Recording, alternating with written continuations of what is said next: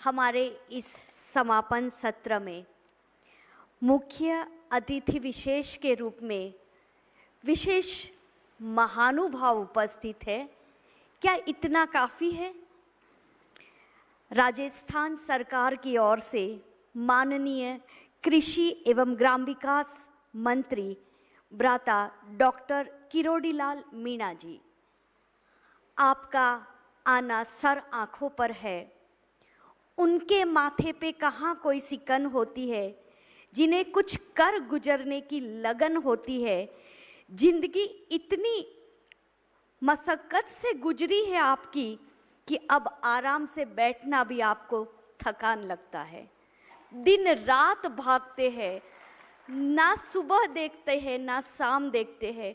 जब देखो तब ग्राम विकास के क्षेत्र में आपके अथक प्रयास से हम वाकिफ है। भ्राता जी, इस परमात्मा के घर में आपका स्वागत करते हुए मैं आपसे निवेदन करती हूँ कि ग्राम विकास के क्षेत्र से जुड़े हुए ये दीपक पूरा भारतवर्ष आज इस सभा मंडप में उपस्थित है। आप पधारिए और आपका उद्बोधन से हमें लाभान्वित कीजिएगा।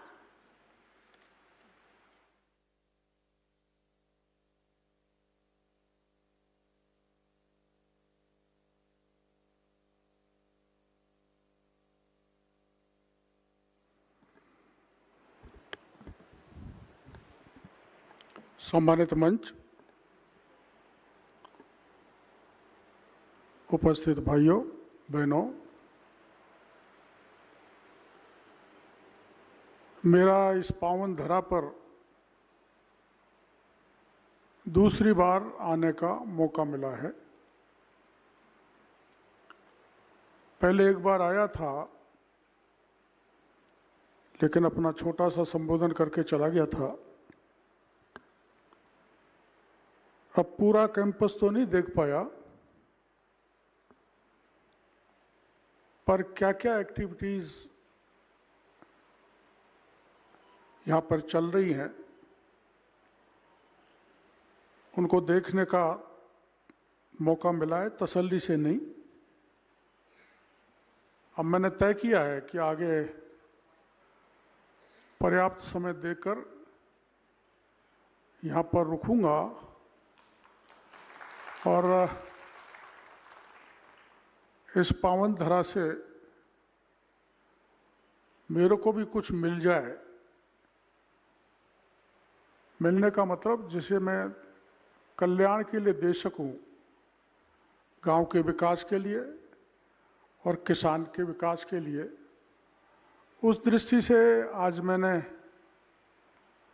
पहला जो है स्थान देखा वो था राज ऋषि गोकुल ग्राम। और मेरे को बहुत अच्छा लगा। और ये जो नाम आपने दिया है, स्वर्णिम सशक्त आत्मनिर्भर ग्रामीण भारत का पुनर्निर्माण। अब ये शब्द पुनर्निर्माण यहां पर निकल के आया है। इसका मतलब गांव का निर्माण का जो सपना महात्मा गांधी ने देखा था, अब तक की सरकारें गांव को उस तरफ नहीं ले जा सकी जो महात्मा गांधी ने इस देश के राज करने वाले लोगों को कहा था, नेताओं को कहा था। गांव पिछड़े के पिछड़े रह गए। इसलिए ये बात अपने सामने आती है।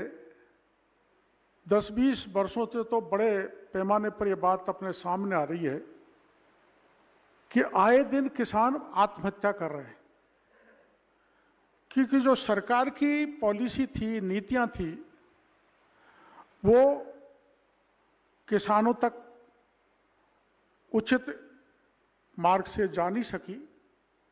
किसान पिछड़ गया, किसान की आर्थिक दृष्टि से कमर टूट गई, वो कर्जे के बोझ में डूब गया, इसलिए आत्महत्या करने लग गया। और हम जब गांव को आत्मनिर्भर नहीं बनाएंगे, किसान को आत्मनिर्भर नहीं बनाएंगे, तब तक गांव का विकास नहीं हो सकता। और महात्मा गांधी ने कहा था, जब तक गांव का विकास नहीं होगा तब तक देश का विकास किया जाना असंभव है।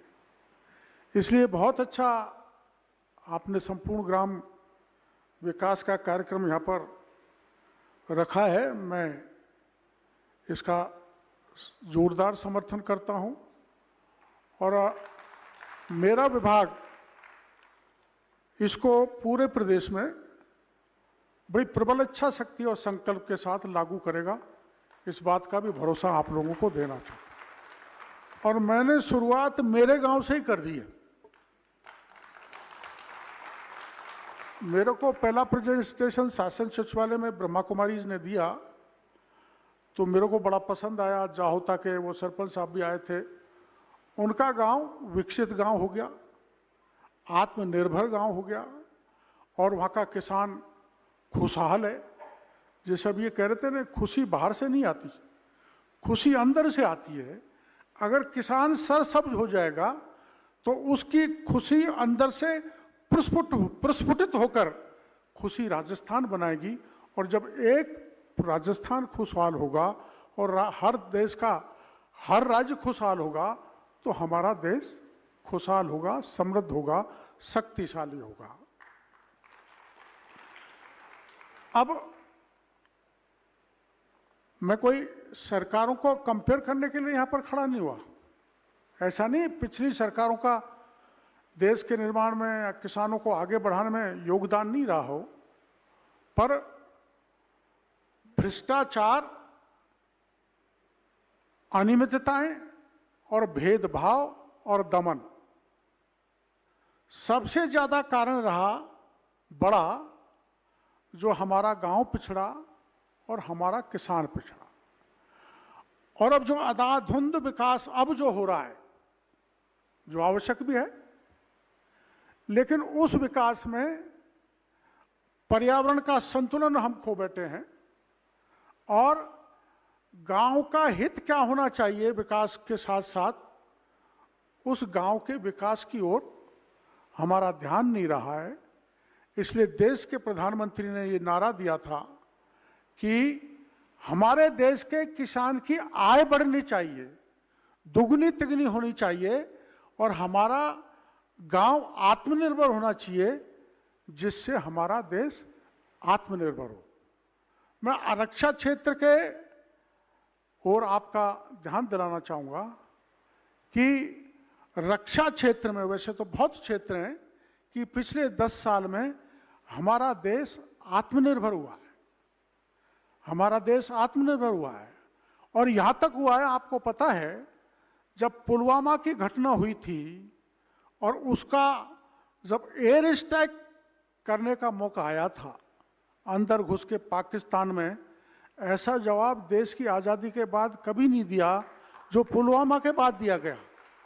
और भीतर मार के आए और मारा क्या, उस अमेरिका का जो देश को अपना सबसे बड़ा दबदबा वाला देश कहता है दुनिया का, हमसे बड़ा ताकतवर कोई देश नहीं है, उस F-16 को मार गिराया था हमारे देश के जहाज ने, अभिनंदन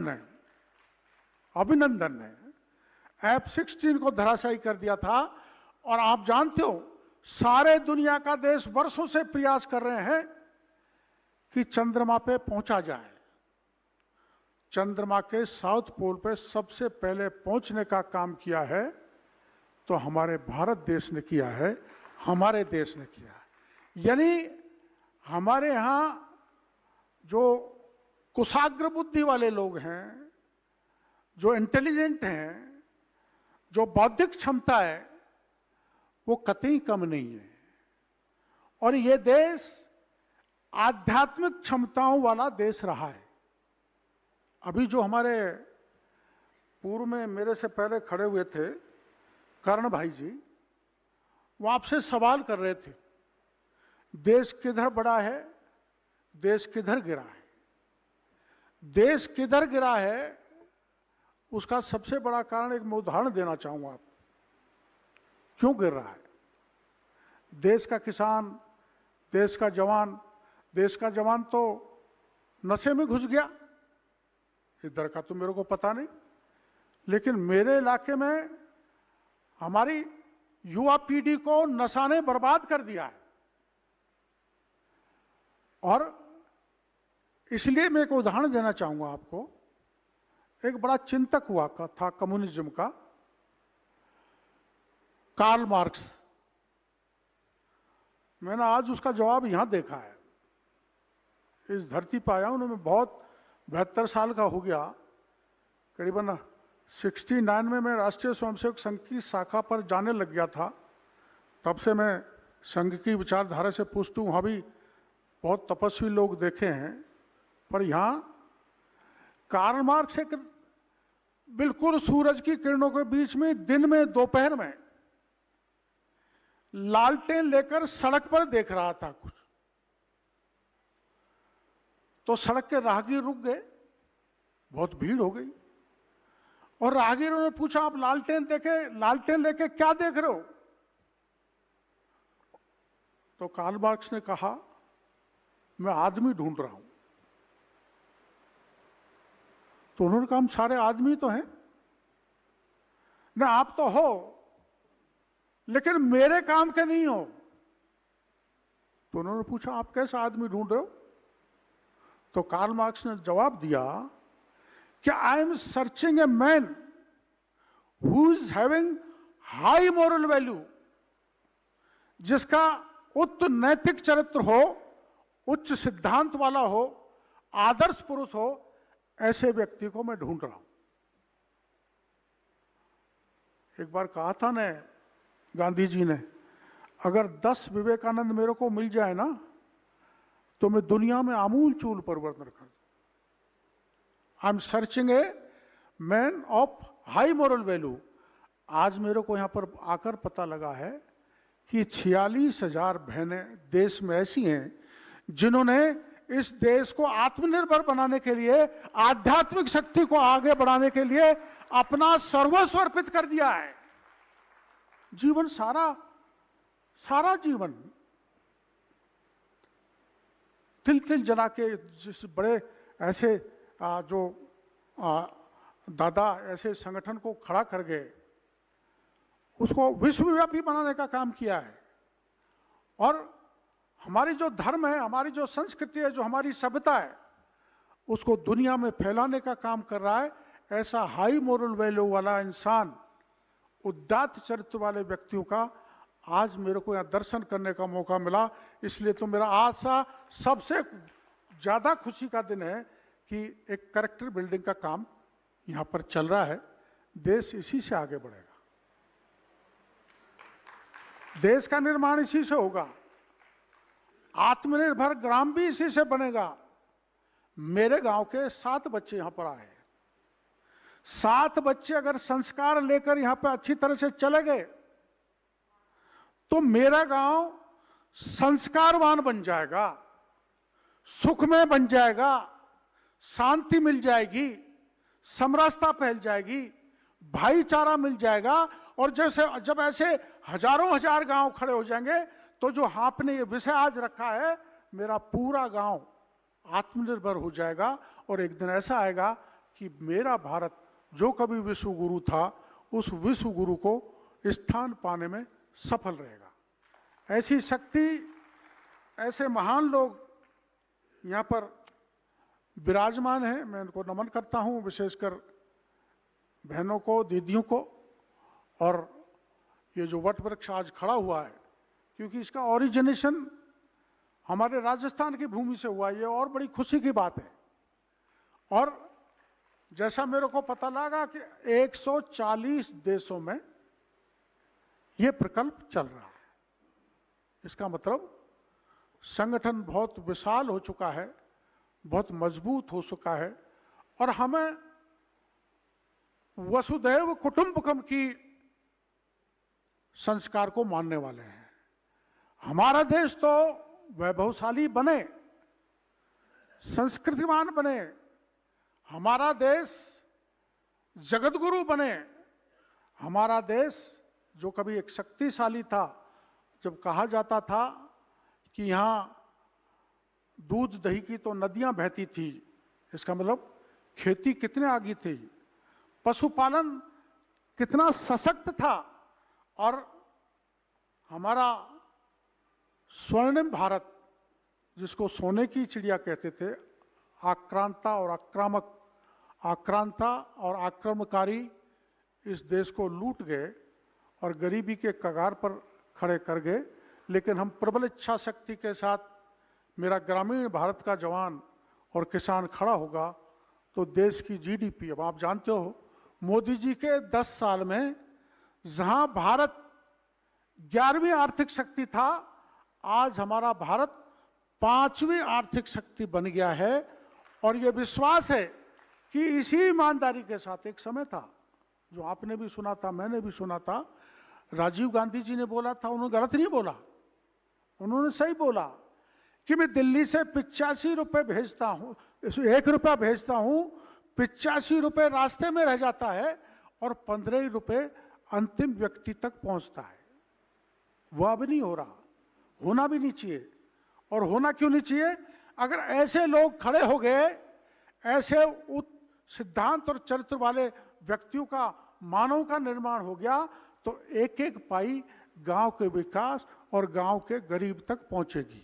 हमारे जो भारतीय जनता पार्टी है, उसके संस्थापकों में पंडित दीनदयाल उपाध्याय हुए।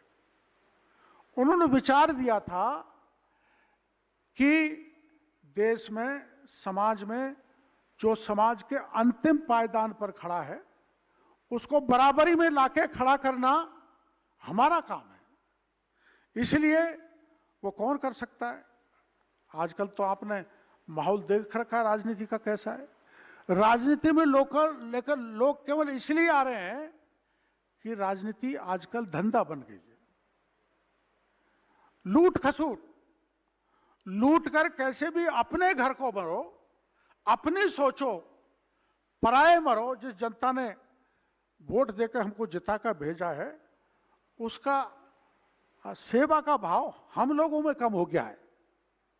इसलिए मैं ब्रह्मा कुमारीज अपने विश्वविद्यालय के इन पुरोधाओं को कहना चाहूँगा कि हो सकता है ऐसा सेशन होता हो, मेरी जानकारी में नहीं है, पर कुछ राजनेताओं में कम से कम ऐसा एक प्रयास करो जिसको लीड मैं करूँगा कि हमारे 200 के 200 एमएलएज को एक बार आप यहाँ बुलाओ। मैं स्पीकर साहब से कहूँगा, मैं मुख्यमंत्री जी से कहूँगा कि हम राष्ट्रीय जीवन में, राजनीति में इसलिए आए हैं कि मैं लाल बहादुर शास्त्री बनूं, मैं सरदार वल्लभ भाई पटेल की तरह काम करूं। लाल बहादुर शास्त्री तो जो अपनी तनख्वाह आती थी उससे भी अपना आटा तैयार नहीं करते थे, उसका आटा भी अलग रखते थे। बेहद ईमानदारी का पैसा जो उनकी जेब में आता था, उसके आटे की रोटी खाते थे। ऐसा चरित्र देश को दिया। जब देश को आवश्यकता पड़ी, जब लाल बहादुर शास्त्री ने देश को पुकारा था, ललकारा था, जब लड़ाई हो रही थी कि हमारे पास पैसा नहीं है, धन नहीं है सेना के लिए लगाने के लिए, आप एक दिन का व्रत रखो, तो पूरे देश ने प्रधानमंत्री के कहने पर एक दिन का व्रत रखा था। ऐसा चरित्र होना चाहिए राजनीति में। मैं आज गांव में जाके कहूं तो मेरा कोई कहना नहीं मानेगा, क्योंकि मेरा चरित्र ठीक नहीं है। एक गांव में मीटिंग हुई, और मीटिंग ये हुई कि एक लड़का खड़ा होकर पेशाब करता था, तो गांव वालों ने कहा, आजकल तो हर कोई खड़ा होकर करता है। उसके बेटे को बुलाया, उसको बुलाया कि तुम भाई खड़ा होकर पेशाब करते हो, ठीक नहीं, अगर आगे ऐसा करोगे तो 5,000 का दंड धरेंगे। वो तो नहीं माना, वो तो वही खड़ा होकर पेशाब करे। फिर गांव वालों ने मीटिंग बुलाई, फिर उसको हिदायत दी, लेकिन वो नहीं माना। तो गांव वालों ने सोचा कारण क्या है। तो गांव के एक चतुर आदमी ने ढंग से देखा तो लड़के का बाप अपनी बाखड़ में घूम घूम के पेशाब कर रहा था। जब बाप घूम घूम के खड़ा होकर पेशाब करेगा तो बेटा खड़ा खड़ा होकर पेशाब करने से नहीं मानेगा। यानी मैं अगर साफ सुथरा हूंगा, मेरा चरित्र अच्छा है, मेरा सिद्धांत अच्छा है, मैं राष्ट्रभक्त हूं, मैं वास्तव में देश की सेवा करना चाहता हूं, तो देश और प्रदेश की जनता या जहां का मैं प्रतिनिधित्व करता हूं वहां की जनता मेरा कहना मानेगी।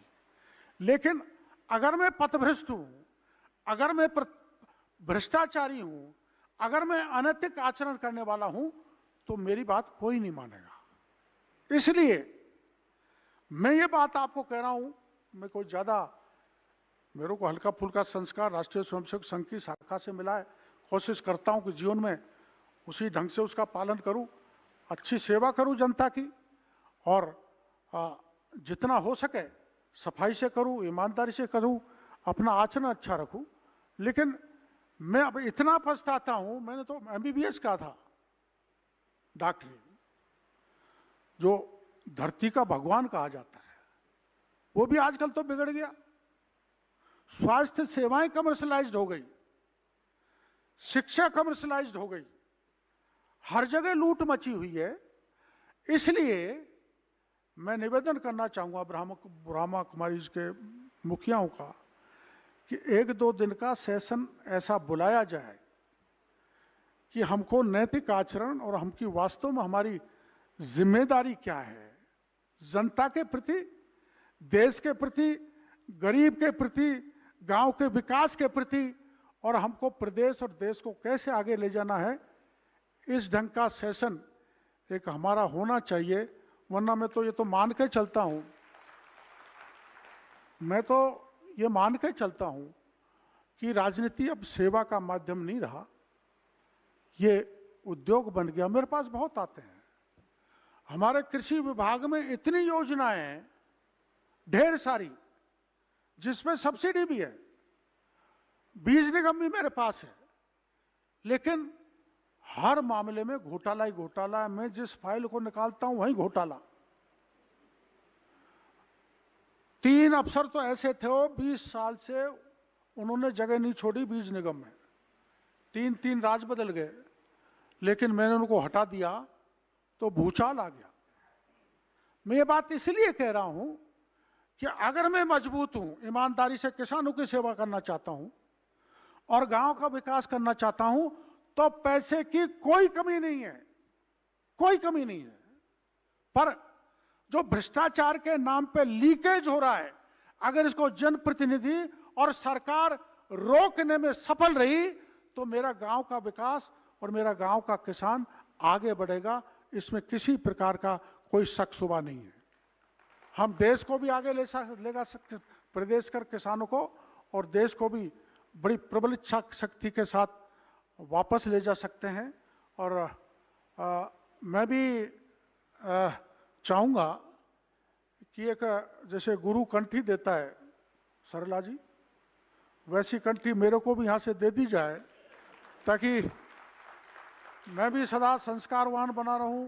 क्या होता है, एक थाली है, खाना खाया रख दी, पोंछी नहीं, सफाई नहीं की, तो उसकी चमक दमक खत्म हो जाती है, उस पर मिट्टी पड़ जाती है। तो हम राजनीतिक जीवन में, सामाजिक जीवन में जैसी चीजें आती हैं, हमारे भी संस्कार पे फर्क पड़ता है। इसलिए दैनिक जो कार्यक्रम यहाँ चलते हैं, ऐसे कार्यक्रम का प्रेजेंटेशन या तो यहाँ हो, वरना मैं स्पीकर साहब से बात करके मैं चाहूँगा कि हम की राजस्थान की विधानसभा का जब सेशन हो, तो एक सारे विधायक, सारे मंत्री, स्पीकर सहित, मुख्यमंत्री सहित वहाँ एक प्रवचन होना चाहिए।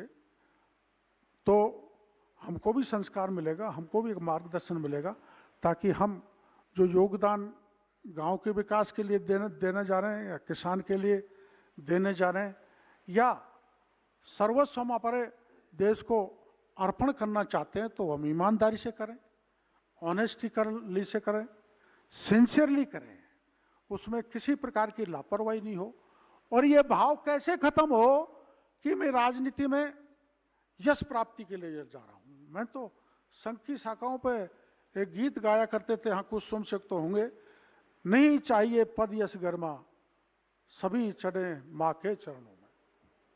हम पद और यश के लिए नहीं आए, हम हमारी मातृभूमि के लिए, हमारी देश के लिए, और जो मिशन ये ब्रह्मा कुमारी चला रहा है उसके जरिए हम हमारी आध्यात्मिक शक्ति को कैसे मजबूती के साथ जन जन तक पहुंचा सकते हैं और कैसे करैक्टर हम देश के लोगों का मजबूत कर सकते हैं।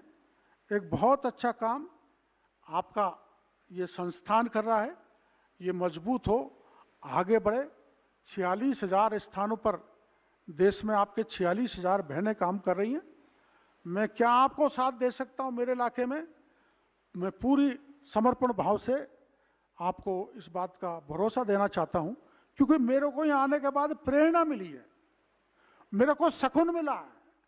मैंने ऐसे बाग बगिया, ऐसी हरियाली, ऐसी पॉजिटिविटी, अब मेरे तो आज क्या कर, मेरे साथी का विधायक साथी की मूर्ति का अनावरण है बूंदी में, इसलिए जाना है, वरना सुबह भोर में यहाँ पक्षियों की चहलकदमी देखता और भोर उठ के यहाँ का वातावरण देखता तो और भी आनंदमय होता। लेकिन मैं अब ये संकल्प लेके जा रहा हूँ कि मैं एक दिन नहीं 7 दिन के लिए बराबर मैं इस स्थान पर रुकूंगा, और अपन को, मेरे को ज़्यादा से ज़्यादा संस्कारवान और मैं संस्कार प्राप्त करके क्या मानव समाज की सेवा कर सकता हूँ, क्या देश की सेवा कर सकता हूँ। और कृषि क्षेत्र में और ग्रामीण विकास के क्षेत्र में, चूंकि मंत्रियों में राजस्थान का, प्रदेश को कैसे आगे लिया जा सकता है, इस स्थान से प्रेरणा प्राप्त करके मैं राजस्थान को आगे ले जाने की कोशिश करूंगा। बहुत बहुत धन्यवाद।